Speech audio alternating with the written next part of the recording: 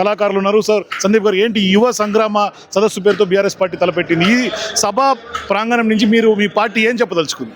ఈ సభా ప్రాంగణం నుంచి ముఖ్యంగా రేవంత్ రెడ్డి గారు ఎన్నికలకు ముందు ఏ విధంగానైతే 2 లక్షల ఉద్యోగాల ప్రకటనతోటి యువకుల్ని, ఈరోజు చదువుకున్నటువంటి అనేక మంది యువకుల్ని రెచ్చగొట్టి అధికారంలోకి ఏ విధంగానైతే వచ్చిండో, కాబట్టి వాళ్ళు ఇచ్చినటువంటి హామీలను తుంగలో దొక్కి పైగా నిరుద్యోగుల్ని ఎక్కడికక్కడ ఒక పలుచన చేసే విధంగా, తక్కువ చేసే విధంగా మాట్లాడుతున్నటువంటి రేవంత్ రెడ్డి ప్రకటన, ఏ విధంగానైతే ఆయన 2 లక్షల ఉద్యోగాలు ఇస్తానని ప్రకటన చేసిండో, ఖచ్చితంగా ప్రకటన అమలు అయ్యేంత వరకు కేసీఆర్ గారి నాయకత్వంలో మేమందరము నిరుద్యోగ యువత కోసం అతి త్వరలో పెద్ద ఎత్తున ఉద్యమం చేయబోతున్నాం. ఏంటి ఈ సభ కోసం ఏమైనా ప్రత్యేకమైన పాటలు అటువంటి ఏమైనా రూపొందించారా?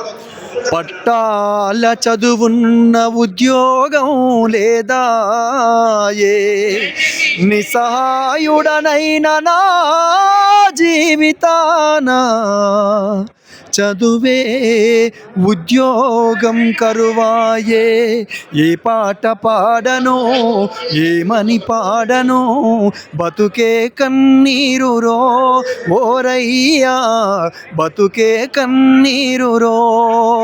ఇట్లా అనేక పాటలతోటి మరికొద్ది సేపట్లో రేవంత్ రెడ్డి యొక్క నియంతృత్వ పోకడని ఎండగట్టబోతున్నారు. రేవంత్ రెడ్డి నియంతృత్వ పోకడని మీద మీరు పాట రూపంలో ఎట్లా చెప్తారు? ఉత్తమ మాటలు చెప్పే రేవంత్ రెడ్డి తెలంగాణలోన 420 ఓటుకు నోటు దొంగవు నీవు, చంద్రబాబుకు తొత్తువు నీవు.